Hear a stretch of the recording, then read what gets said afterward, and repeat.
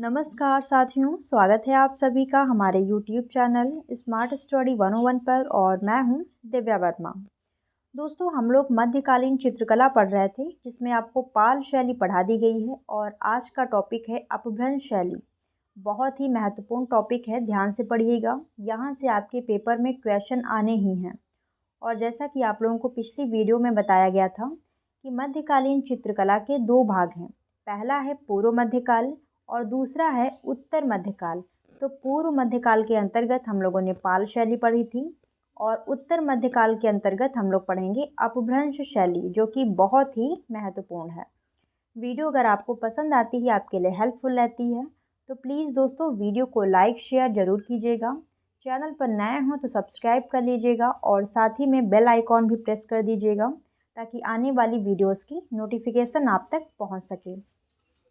और अगर आपने अभी तक हमारे व्हाट्सएप और टेलीग्राम चैनल को ज्वाइन नहीं किए हैं तो वो भी जाकर कर लीजिए।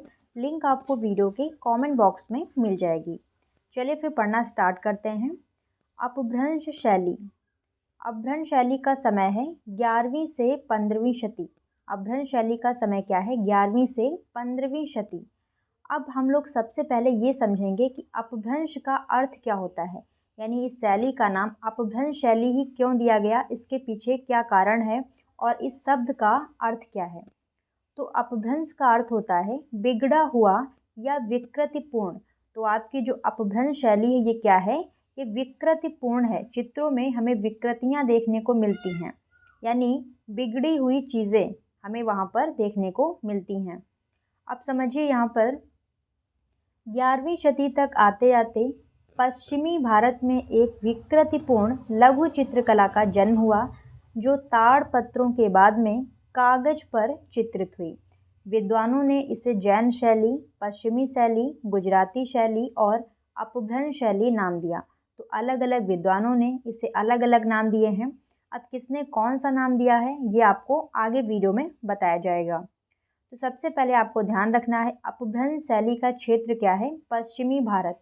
ये भारत के पश्चिमी हिस्से में चली थी। और जो आपकी पाल शैली थी वो भारत के पूर्वी हिस्से में चली थी। जैसे ही पाल शैली में आपको बताया गया था कि जो चित्र हैं वो कहाँ बने हैं? ताड़पत्रों पे। तो वैसे ही जो आपकी अपभ्रंश शैली है इसमें भी शुरुआती चित्र ताड़पत्र पे बने हैं और फिर जब कागज भारत में आ जाता है तो आगे के चित्र कागज पे हमें देखने को मिलते हैं। विद्वानों ने इसे जैन शैली, पश्चिमी शैली, गुजराती शैली, अपभ्रंश शैली इत्यादि नामों से पुकारा है। फिर अगला पॉइंट समझिए, यहाँ पर अपभ्रंश शैली में चित्रण राजपूत कला एवं सल्तनत काल के अंतर्गत हुआ माना जाता है। तो जो आपकी अपभ्रंश शैली है इसका चित्रण राजपूत काल और सल्तनत काल के, मतलब सल्तनत काल का जो समय था, इनका जब शासन था तो उस समय अपभ्रंश शैली का चित्रण हुआ ऐसा माना जाता है। तो कौन कौन से काल हैं? राजपूत काल और सल्तनत काल। अपभ्रंश शैली के गिरावट के चिन्ह एलोरा, सित्तनवासल, तिरुमलाई, पन्नामलाई अंतिम दौर के चित्रों में देखने को मिलता है। तो ऐसा नहीं है कि अपभ्रंश शैली में जो गिरावट है वो अचानक से आ गई। जो एलोरा के अंतिम दौर के चित्र हैं, शुरुआती चित्रों की बात नहीं हो रही है, एलोरा के जो अंतिम दौर के चित्र हैं, मतलब बाद के जो चित्र हैं, सित्तनवासल के जो बाद के चित्र हैं और तिरुमलाई, तो यहाँ पर जो अंतिम दौर के चित्र हैं या फिर जो बाद के चित्र हैं वहाँ पर हमें चित्रों में गिरावट देखने को मिलती है। गिरावट का मतलब ये है चित्रों में चीज़ें जो हैं वो हमें टेढ़ी मेढ़ी देखने को मिलती है या फिर कह लीजिए वहाँ पर हमें विकृत देखने को मिलती है। फिर अगला पॉइंट आता है यहाँ पर अपभ्रंश शैली की खोज। अपभ्रंश शैली की खोज कैसे हुई, तो सारी चीज़ें हम लोग विस्तार से समझते हैं। सबसे पहला पॉइंट है यहाँ पर अपभ्रंश परिपाटी के ऊपर सर्वप्रथम लेख 1913 में श्री हरमैन ने प्रकाशित किया।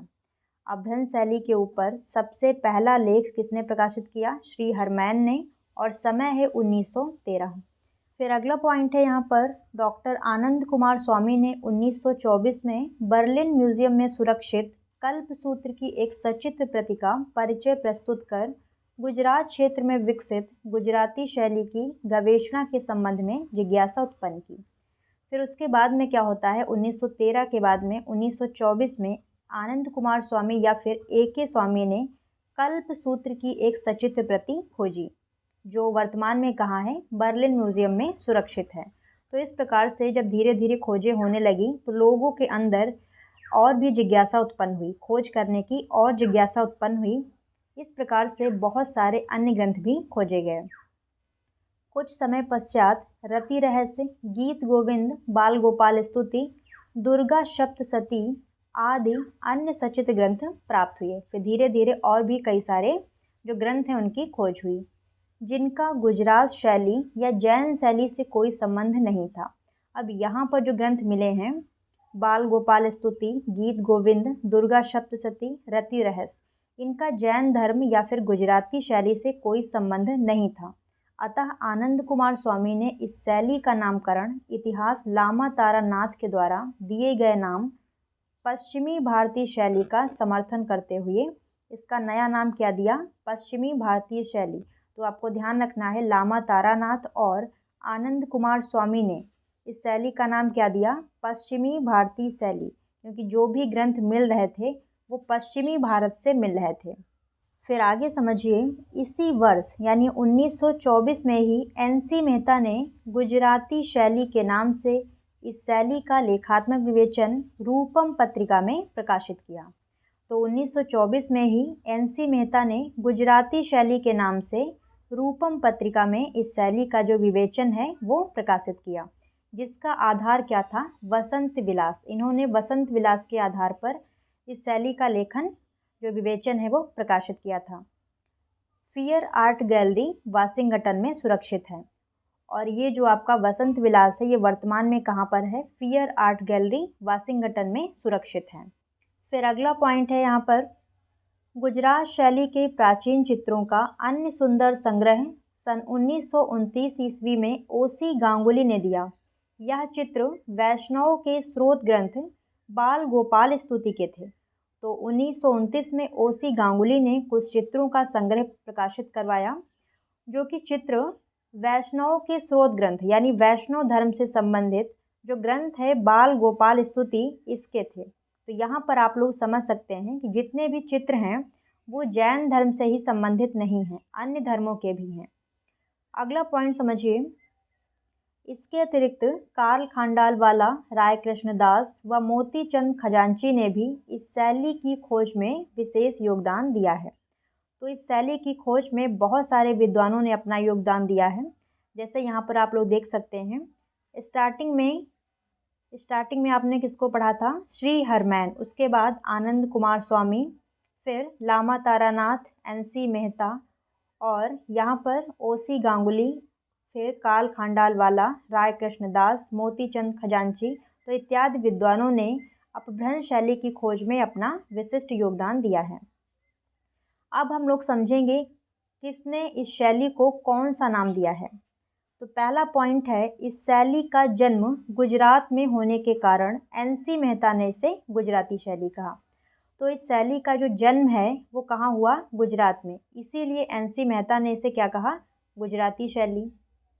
फिर भारत के पश्चिमी भाग में पनपने के कारण A.K. स्वामी, लामा तारानाथ और मोतीचंद खजांची ने इसे क्या कहा, पश्चिमी भारतीय शैली या फिर पश्चिमी शैली। चूँकि ये भारत के पश्चिमी हिस्से में चली थी और केवल गुजरात में ही नहीं चली थी, इसके अतिरिक्त जो उसके आस पड़ोस के और भी कई राज्य थे वहाँ पर भी ये शैली हमें देखने को मिलती है। तो ये भारत के पश्चिमी हिस्से में थी, तो इसीलिए इसे क्या कहा, पश्चिमी भारतीय शैली या फिर पश्चिमी शैली। किसने कहा, A.K. स्वामी ने, लामा तारानाथ ने और मोतीचंद खजांची ने। फिर अगला पॉइंट आता है, इस शैली के सर्वाधिक चित्र, अधिकतर चित्र जैन धर्म से संबंधित थे, इसीलिए पर्सी ब्राउन ने इसे क्या कहा, जैन शैली। तो अधिकतर चित्र जैन धर्म से संबंधित थे, इसीलिए पर्सी ब्राउन इसे क्या कहते हैं, जैन शैली। फिर अगला पॉइंट है यहाँ पर, ये सबसे महत्वपूर्ण है, उपरोक्त सभी नामों का खंडन करते हुए राय कृष्णदास ने इसे अपभ्रंश शैली कहा। तो अपभ्रंश शैली नाम किसने दिया, राय कृष्णदास ने, और इसके पीछे क्या कारण था तो ये भी समझ लीजिए। क्योंकि उनका कथन है कि जब इन चित्रों के आलेखन में कोई नया उत्थान नहीं है, प्राचीन शैली की विकृति मात्र है। तो अपभ्रंश ही ऐसा शब्द है जिसके द्वारा तत्कालीन विकृति को प्राप्त शैलियों या परिवर्तनशील कला प्रवृत्तियों की अभिव्यंजना हो सकती है। तो इनका मानना ये था कि जितने भी चित्र हमें प्राप्त हुए हैं, चाहे वो जैन धर्म के हैं, वैष्णव धर्म के हैं या फिर किसी अन्य धर्म के हैं, और वो केवल गुजरात से ही नहीं मिले हैं, अन्य स्थानों से भी प्राप्त हुए हैं, लेकिन सभी चित्रों में अगर देखा जाए तो हमें एक चीज़ कॉमन मिलती है, वो है विकृति। चित्रों में गिरावट के चिन्ह हमें हर जगह से मिले हैं। तो इसीलिए राय कृष्णदास ने इसे क्या कहा, अपभ्रंश शैली। ठीक है, अब अगला पॉइंट आता है यहाँ पर, अपभ्रंश शैली के सचित्र ग्रंथ। अपभ्रंश शैली में कौन कौन से ग्रंथों का चित्रण किया गया है। तो यहाँ पर आप लोग समझिए, अपभ्रंश शैली में दो प्रकार की चित्रण विधाएं प्राप्त हुई हैं। इसे आप लोग सही कर लीजिए। अपभ्रंश शैली में दो प्रकार की चित्रण विधाएं प्राप्त हुई हैं। कौन कौन सी हैं। पहला है ताड़पत्री ग्रंथ, पाम लीफ मैन्युस्क्रिप्ट, यानी ऐसे चित्र जो हमें ताड़पत्र पर मिले हैं। फिर आपको बताया गया था कि बाद में कागज़ जब भारत में आ जाता है तो कागज़ पर चित्र बनने लगे। तो दूसरे जो आपके चित्र हैं वो कागज़ वाले चित्र हैं, जिन्हें इंग्लिश में हम लोग कहते हैं पेपर मैन्युस्क्रिप्ट। अब समझिए, एक एक करके हम दोनों को समझते हैं। इसके अतिरिक्त अगर देखा जाए तो यहाँ पर कपड़े, लकड़ी के पटरे और हाथी दांत पर भी चित्र बनाए गए हैं, लेकिन इनकी जो संख्या है वो कम है। सबसे ज़्यादा मिले हैं आपके ताड़पत्र और कागज़ वाले ग्रंथ। अब सबसे पहले हम लोग पढ़ेंगे ताड़पत्री ग्रंथों के बारे में, यानी जो ग्रंथ हमें ताड़पत्र पर मिले हैं उनके बारे में पढ़ते हैं। फिर आपको बताया जाएगा कागज़ वाले ग्रंथों के बारे में। भारत में कागज़ के आविष्कार से पहले ताड़पत्र पर ही लेखन व चित्रण किए गए हैं। भारत में जब कागज़ का आविष्कार नहीं हुआ था, मतलब कागज़ का आविष्कार तो भारत में वैसे भी नहीं हुआ है, वो तो चीन का है, लेकिन कागज़ जब भारत में नहीं था तो यहाँ पर ताड़पत्र पर ही लेखन कार्य होता था, यानी ग्रंथ लिखे जाते थे और चित्रित भी किए गए हैं। इस शैली में ताड़पत्र पर लिखित पहला ग्रंथ 1060 ईस्वी का औघ निर्युक्त वृत्ति है।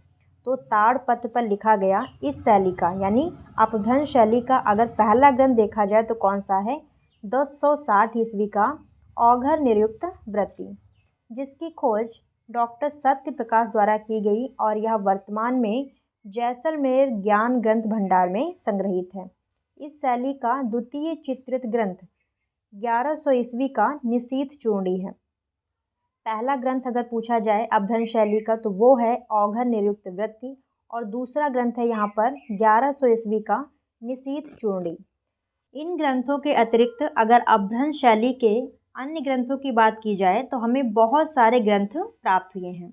जैसे कि यहाँ पर आप लोग देख सकते हैं, श्वेतांबर जैन धर्म से संबंधित अपभ्रंश शैली के ताड़पत्रीय ग्रंथ चित्रों में कौन कौन से ग्रंथ हैं, तो अंग सूत्र और त्रिषष्टि शलाका पुरुष चरित। नाम थोड़ा अटपटे हैं, इसलिए आपको अच्छे से ध्यान रखना पड़ेगा। कथा सरित सागर, उत्तराध्ययन सूत्र, कल्प सूत्र, नेमिनाथ चरित, 10 वैकालिक लघुवृत्ति, संग्रहणीय सूत्र और श्रावण प्रतिक्रमण सूत्र चूर्णी उल्लेखनीय हैं। तो ये आपके सभी ग्रंथ जैन धर्म की श्वेतांबर शाखा से संबंधित हैं और ताड़पत्र पर लिखे गए हैं या फिर चित्रित किए गए हैं। इन सचित्र पोथियों का लिपि काल 1100 से 1500 ईस्वी के मध्य माना जाता है। ये सभी पोथियाँ आज भारत के बड़ौदा, पाटन, खंभात, अहमदाबाद तथा जैसलमेर के निजी ग्रंथागारों तथा अमेरिका के बोस्टन संग्रहालय में सुरक्षित हैं। तो ये चित्र वर्तमान में कहाँ पर रखे हुए हैं, तो वो चीज़ आपको बताई गई है। बड़ौदा, पाटन, खंभात, अहमदाबाद और जैसलमेर जैसे जो ग्रंथागार हैं या फिर संग्रहालय हैं वहाँ पर सुरक्षित हैं, और बोस्टन संग्रहालय अमेरिका में भी हैं। अब हम लोग बात करते हैं ताड़पत्रीय ग्रंथ चित्रों की विशेषताएं, यानी जो ग्रंथ ताड़पत्र पर चित्रित किए गए हैं उनकी क्या विशेषताएं रही हैं। इसके बाद में हम लोग कागज़ वाले ग्रंथों की विशेषताएं वो भी पढ़ेंगे। तो देखिए यहाँ पर इन ग्रंथ चित्रों का विषय जैन धर्म से संबंधित रहा है, यानी ताड़पत्र पर जो चित्र बनाए गए हैं या फिर ग्रंथ चित्रित किए गए हैं वो अधिकतर जैन धर्म से संबंधित रहे हैं। मानवाकृतियों के कंधे अत्यधिक चौड़े, पेट पतले व कमजोर बनाए गए हैं। जो मानवाकृतियां चित्रों में बनाई गई हैं उनके कंधे अत्यधिक चौड़े हैं, पेट पतले हैं और कमजोर बनाए गए हैं। फिर अगला पॉइंट है, संयोजन में आकृतियों की भीड़ भाड़ नहीं दिखाई देती है। बहुत ज़्यादा आकृतियां नहीं बनाई गई हैं, भीड़ भाड़ नहीं है। क्षैतिज रेखा तथा वास्तु का अंकन इन ग्रंथों में नहीं किया गया है। यहाँ पर जो क्षैतिज रेखा है वो भी नहीं बनाई गई है, वास्तु का अंकन यानी भवन वगैरह वो भी नहीं दिखाए गए हैं, क्योंकि ताड़ पत्र जो होता है, ताड़ का जो पत्ता होता है वो बहुत ही पतला होता है, उस पर आप बहुत ज़्यादा चीज़ें अंकित नहीं कर सकते हैं। तो इसीलिए यहाँ पर वास्तु यानी भवन वगैरह नहीं बनाए गए हैं और आकृतियों की भीड़ भी हमें दिखाई नहीं देती है। इन ग्रंथ चित्रों में स्वर्ण व रजत रंगों का प्रयोग बहुत कम मिलता है। सोने और चांदी रंगों का प्रयोग यहाँ पर बहुत कम किया गया, तो ये चीज़ भी आपको ध्यान रखना है। स्वर्ण यानी सोना, रजत यानी चांदी, तो सोने और चांदी से बने जो रंग हैं उनका इस्तेमाल यहाँ पर बहुत कम हुआ है। इन ग्रंथ चित्रों में रेखाओं की बारीकी एवं कलाकार की कार्य कुशलता हमें देखने को मिलती है। यहाँ पर जो रेखाएं हैं वो बहुत बारीक बनाई गई हैं। फिर हम लोग बात करते हैं कागज पर चित्रित ग्रंथ। अब आ गए आपके कागज वाले ग्रंथ। इससे पहले जितने भी ग्रंथ हम लोगों ने पढ़े वो सभी किस पे बने थे? ताड़पत्र पे। हेडिंग ही सबसे पहले आपको वहाँ पर डलवाई गई थी कि ताड़पत्रीय ग्रंथ। तो वहाँ पर हमने ताड़पत्रीय ग्रंथ के बारे में पढ़ लिया, कौन कौन से ग्रंथ मिले हैं और ग्रंथों की क्या विशेषताएं रही हैं। अब हम लोग बात करते हैं कागज पर चित्रित ग्रंथों के बारे में, और विशेषताएं आप लोग अच्छे से ध्यान रखिएगा क्योंकि विशेषताएं आपकी बहुत पूछी जाती हैं। भारत में कागज की खोज 14वीं सदी में हुई थी। कागज की खोज कब हुई भारत में? 14वीं सदी में। कागज ईरानियों द्वारा भारत में लाया गया। इसी के बाद ताड़पत्र के स्थान पर लुगदी वाले कागज का प्रयोग किया जाने लगा। कागज पर लिखी एवं चित्रित की गई प्रथम प्रमाणित पुस्तक 1380 की कल्पसूत्र है। तो 14वीं सदी में जो कागज है वो ईरानियों द्वारा, यानी जो ईरान के लोग हैं वो भारत में लेकर आए थे। तो जब कागज आ गया तो ताड़पत्र पर चित्र बनाने का कोई मतलब ही नहीं था, क्योंकि जो आपका ताड़पत्र है वो बहुत पतला होता है और कागज पर चित्र बनाने में आपको सुविधा भी होगी। तो यहाँ पर क्या हुआ, ताड़पत्र की जगह कागज पर चित्र बनाए जाने लगे। और कागज पर चित्रित और लिखा पहला ग्रंथ कौन सा है? 1380 का कल्पसूत्र। ध्यान रखिएगा, 1380 का कल्पसूत्र है जो कागज पर लिखा और चित्रित किया गया है। यह ग्रंथ Prince of Wales museum Mumbai में संग्रहित है। वर्तमान में कहाँ है? Prince of Wales museum Mumbai में। कुछ विद्वान 1156 ईस्वी की धवन्यालोक को कागज पर चित्रित पहला ग्रंथ मानते हैं, किंतु कागज की पूर्ण व्याख्या करने के पश्चात हम धवन्यालोक को कागज पर चित्रित ग्रंथ नहीं मान सकते हैं। तो कुछ विद्वानों का मानना क्या है, जो 1156 की धवन्यालोक है वो कागज पर पहली बार चित्रित की गई, लेकिन कुछ विद्वानों का मानना है 1380 का कल्पसूत्र। लेकिन आपको यही ध्यान रखना है, 1380 का कल्पसूत्र यही आपका सही है, ठीक है। बाकी धवन्यालोक को कुछ विद्वान मानते हैं। आपको ध्यान रखना है कि कुछ विद्वान धवन्यालोक को मानते हैं, लेकिन आपको सही क्या करना है? कल्पसूत्र ही। अगला पॉइंट है, कागज पर चित्रित अन्य ग्रंथों में 1423 का सुपासनाचर्यम है जो मेवाड़ शैली का प्रथम ग्रंथ है। इसके लेखक लक्ष्मण मणि हैं और यह महाराणा मोकल के काल में दिलवाड़ा में चित्रित हुई। तो कागज पर चित्र अन्य ग्रंथ भी हैं जैसे सुपासनाचर्यम, ये मेवाड़ शैली का पहला ग्रंथ माना जाता है और इसके लेखक कौन है? लक्ष्मण मणि। यह ग्रंथ महाराणा मोकल के समय दिलवाड़ा में चित्रित हुई। इसमें 37 चित्र हैं। इसके अतिरिक्त लोकचंद्रा या चंद्रायन, पांडव चरित्र, बाल गोपाल स्तुति, दुर्गा सप्तशती और ज्ञानार्णव इत्यादि ग्रंथ भी हैं जो कि कागज पर लिखे गए और चित्रित किए गए। अब हम लोग पढ़ते हैं कागज वाले चित्रों की विशेषताएं। अभी हमने पढ़ी ताड़पत्र पर जो चित्र बनाए गए हैं उनकी विशेषताएं। अब हम लोग पढ़ेंगे जो चित्र कागज पर बने हैं उनकी क्या विशेषताएं रही हैं। तो पहला पॉइंट है यहाँ पर, कागज वाले ग्रंथ चित्रों में पीछे वास्तु का अंकन किया गया है तथा वृक्षों और उपवनों को भी दिखाया गया है। अब यहाँ पर चित्रकारों को कागज मिल गया, तो कागज थोड़ा बड़ा यहाँ पर धरातल के लिए हो गया, तो तो यहाँ पर इन्होंने वास्तु यानी भवन वगैरह भी बनाए हैं, पेड़ पौधे भी दिखाए हैं, क्योंकि कागज़ आपका इस प्रकार से होता है तो इस पर आप चित्र अच्छे से बना सकते हैं। ताड़पत्र इस प्रकार से होता है, पतला पतला, तो इस पर आप सारी चीज़ें नहीं दिखा सकते हैं, और दिखाएंगे भी तो उसमें विकृतियाँ ज़्यादा मिलेंगी। तो वही चीज़ यहाँ पर है, जो जब कागज़ भारत में आ जाता है तो विकृतियाँ धीरे धीरे कम भी होने लगती हैं। और आँखों के चेहरे, हाँ, आँखों को चेहरे की सीमा रेखा के अंदर बनाया गया है। पहले क्या था, जैसे ये चेहरा है तो आँखें जो हैं वो चेहरे से बाहर बनाई जाती थी, ठीक है। लेकिन फिर क्या हुआ, जब कागज़ आ गया तो कागज़ आपका चौड़ा होता है, मैंने अभी आपको बताया, तो जो आँखें हैं वो जो चेहरा है उसके अंदर बनाई जाने लगी। फिर अगला पॉइंट समझिए यहाँ पर, ताड़पत्री ग्रंथों की अपेक्षा इन ग्रंथों में सूक्ष्मता तथा कलाकारों का कौशल प्रतिभा मंद पड़ गई। इन ग्रंथों में पीले के स्थान पर स्वर्ण रंग और लाल के स्थान पर नीले रंग का प्रयोग प्रमुख रूप से किया गया है। कागज़ वाले जो चित्र हैं उनमें पीले के स्थान पर स्वर्ण रंग यानी सोने के रंग और लाल के स्थान पर नीले रंग का प्रयोग दिखाई देता है।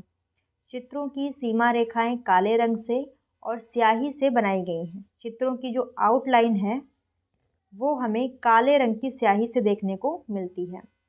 अगली हेडिंग है यहाँ पर अपभ्रंश शैली की प्रमुख विशेषताएं, और ये बहुत महत्वपूर्ण है, हर पेपर में पूछी जाती हैं। इससे पहले जो विशेषताएं हम लोगों ने पढ़ी वहाँ पर ताड़पत्री ग्रंथों की अलग थीं और कागज़ वाले ग्रंथों की अलग थीं, लेकिन यहाँ पर हम लोग संपूर्ण अपभ्रंश शैली की विशेषताओं को एक साथ में पढ़ेंगे, तो इन्हें आप लोग अच्छे से ध्यान रखिएगा। अगर पूछा जाए अपभ्रंश शैली की विशेषताओं का उल्लेख कीजिए तो आपको यही विशेषताएं लिखनी हैं। अगर ताड़पत्री ग्रंथों की अलग और कागज़ वाले ग्रंथों की अलग पूछे तब आपको वो लिखनी है। तो पहला पॉइंट यहाँ पर समझिए, अपभ्रंश शैली के चित्रों में मानवाकृतियों के चेहरे सवा चश्म हैं।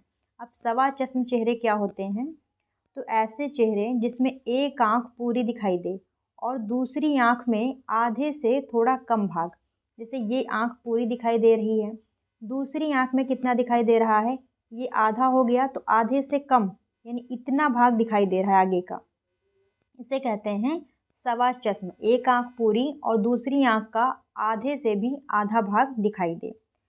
अगला पॉइंट है परवल के आकार की आँखें, यानी आँखें बनी हैं परवलाकार, और स्त्रियों की आँखें कर्णस्पर्शी।